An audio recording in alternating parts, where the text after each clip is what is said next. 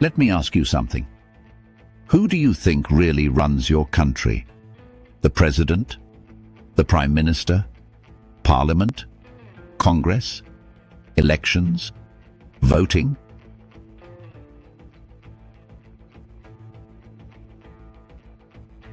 Most of us grow up believing that's how it works. We vote. Leaders win. They make decisions. Simple. But what if I told you there's something else, something quiet, something most people never see, that often has more power than voters? Not weapons, not wars, not secret meetings. Something way more boring. Money.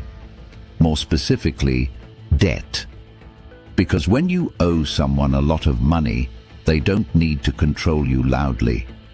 They don't need threats. They don't need force. They control you quietly by limiting your choices. And today, we're going to break down how that happens. Slowly. Simply. No complicated finance talk. Just real-life logic. Before we talk about countries, let's talk about you. Because this makes way more sense when it's personal. Imagine you're 19 or 20. You take out a loan, maybe for college, maybe for a car, maybe because life is just expensive. Let's say you owe $10,000. At first, nothing changes. You wake up. You go out with friends. Life feels normal. But slowly, little thoughts start creeping in. Maybe I shouldn't quit my job. Maybe I shouldn't move cities. Maybe I shouldn't try starting a business. You start choosing safe options. Not brave ones. Not risky ones. Safe ones. Because you owe money. No one is threatening you. No one is yelling. But still, you feel less free. Debt didn't shout at you. It whispered. It didn't lock a door. It just made some doors harder to open. That's how debt works. Quiet pressure. Now, here's the key idea. Take that exact situation and imagine it's not you, but an entire country. Part 2. Why governments borrow. So let's clear something up. Borrowing isn't evil. It's normal. Governments borrow for the same reason people do. Because things cost money. And countries are expensive. Like, ridiculously expensive. Think about everything your government pays for. Roads, bridges, schools, hospitals, police, firefighters, public transport, internet systems, disaster relief, and sometimes wars. All of that costs billions, sometimes trillions. Taxes alone usually aren't enough. So, governments borrow. And they borrow by selling something called bonds. But forget the word. Here's what it really means. It's basically this. Hey, lend us money today, and we promise to pay you back later. With extra. That extra is interest. And interest is where the trap slowly begins. Part 3. Slow interest explanation. Let's slow this down even more.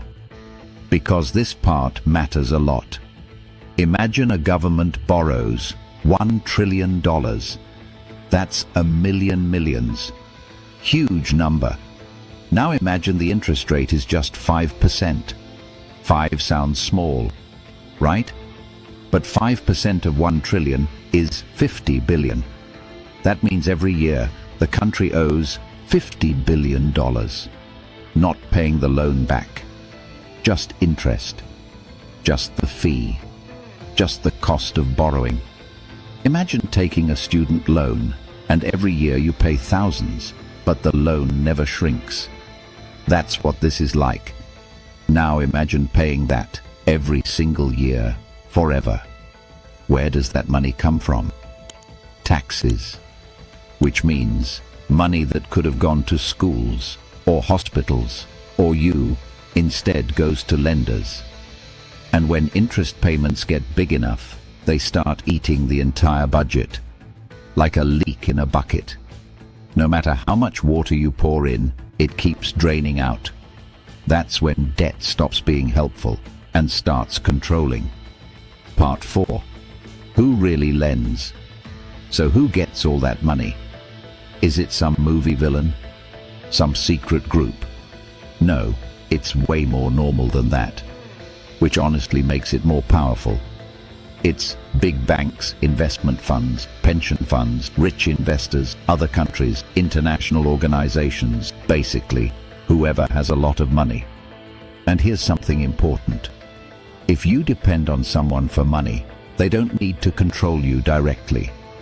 They already have power, because they can simply say, no, no more loans, no more help.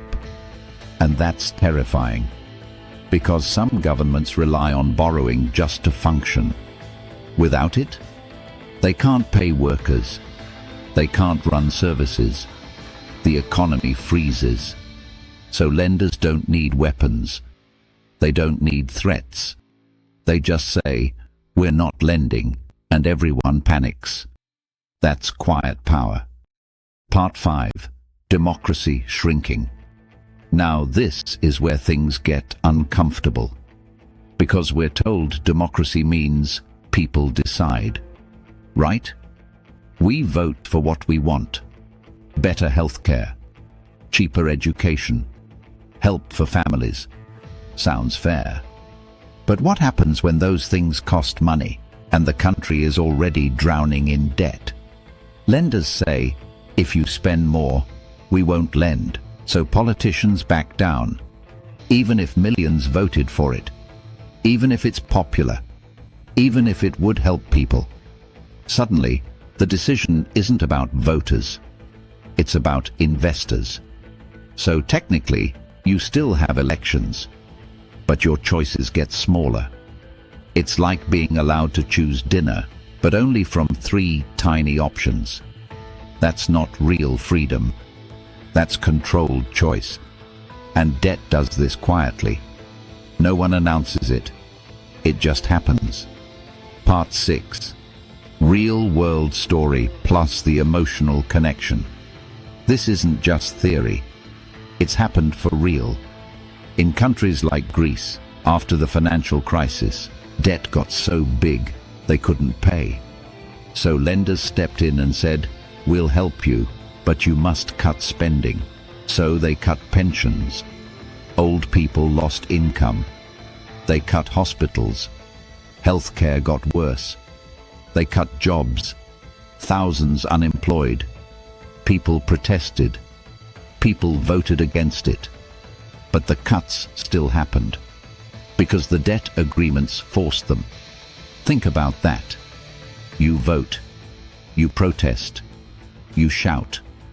But numbers on a spreadsheet decide anyway. That's how powerful debt can be. Not loud, but unavoidable. Part 7. Why young people must care. If you're young, you might think, this is adult stuff, but here's the truth. You inherit this. You didn't create the debt, but you might pay for it. Through higher taxes, expensive college, fewer public services, harder job markets, less support. It's like moving into an apartment and discovering the last tenant left thousands in unpaid bills. Now it's your problem. That's why understanding debt matters, because it shapes your future before you even start. Closing. Slow reflection. So here's the big idea. Debt isn't just numbers. It's power. If you owe nothing, you're free. If you owe everything, someone else has control. And the strangest part? It happens quietly. No drama, no explosions, Just spreadsheets, budgets, interest rates, boring stuff. But sometimes, boring stuff controls the world more than anything else.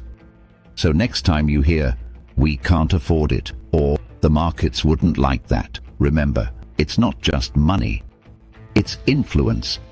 It's power. And now, at least you can see it. Understand the system. Ask better questions.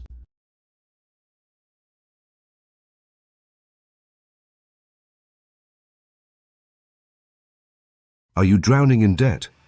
Do you feel overwhelmed? You're not alone. Millions struggle with debt and suffer in silence. The good news? There are actionable steps to regain control. First, let's define debt. Debt is money you owe. It can come from credit cards, loans, or mortgages. This can create stress and anxiety. Now let's break down the process of getting rid of debt, step by step. Step 1. Assess your debt. Write down how much you owe. Include all your debts and their interest rates. Step 2. Create a budget. Track your income and expenses. Identify necessary expenses versus discretionary spending. Step 3. Prioritize your debts. Focus on high-interest debts first. Consider the avalanche method for efficiency. Step 4. Make extra payments. Use any extra cash to pay off debts faster. This will reduce interest over time. Step 5. Avoid new debts. Stop using credit cards. Pay in cash whenever possible. Step 6. Seek help if needed. Consider a financial advisor or a debt management program. Now let's look at an example. Imagine you have $10,000 in credit card debt. Your minimum payment is $200 monthly. With the avalanche method, focus on paying off the card with the highest interest first. By doing this, you can save money on interest and pay off your debt faster. Staying disciplined is key. In summary, getting rid of debt is possible. Assess your situation, create a budget, prioritize, make extra payments, avoid new debts, and seek help if needed. It may be challenging, but with persistence and the right strategy, you can achieve freedom from debt. Ready to take control? Start your journey today. Get organized, create that budget, and feel the relief of being debt-free. Don't wait. Take action now.